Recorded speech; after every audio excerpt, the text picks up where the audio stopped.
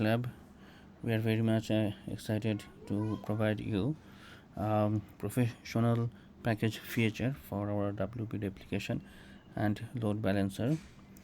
And this new feature supports AWS integration with our plugin, and just a single click you will get your updates deployed to your AWS instances pretty easily. Just follow the simple form and update all your latest files in the AWS. And as our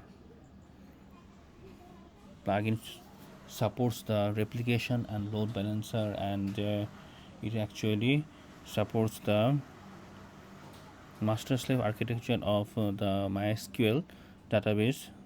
So your WordPress is very much highly available into the availability zone that AWS provides, and you can easily find it into the guideline here about the requirements you need.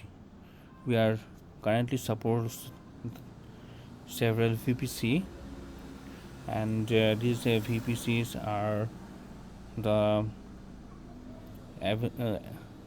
in different available zones on AWS, and it must be in a single region.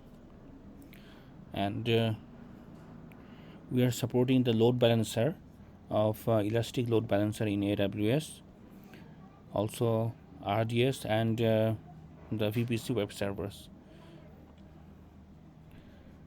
We provision two EC2 instances. Majorly we focus on the Ubuntu, and we are installing the database MySQL database into AWS RDS instance in a private subnet. Our scripts will work on the installation of the packages, and for it we need these requirements to be installed into your local PC or the deployment PC or the server PC that you want to use to deploy your website into AWS. We primarily focus on Python, Ansible, Moto, and of course AWS admin access. For the installation, just create a .aws folder into the home directory, and under that a credentials file, you need to put your AWS access key and the secret key into that file with the corresponding region. And finally,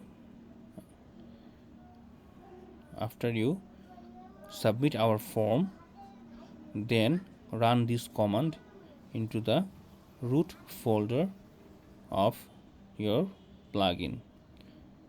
This will deploy the files into corresponding AWS instances. And let's go to the forms that we will do. We are collecting the RDS instance, subnet group, database name, username and password for the RDS instance. For server setup, we are using virtual private compute engines. We set the VPC name, region, the VPC CIDR,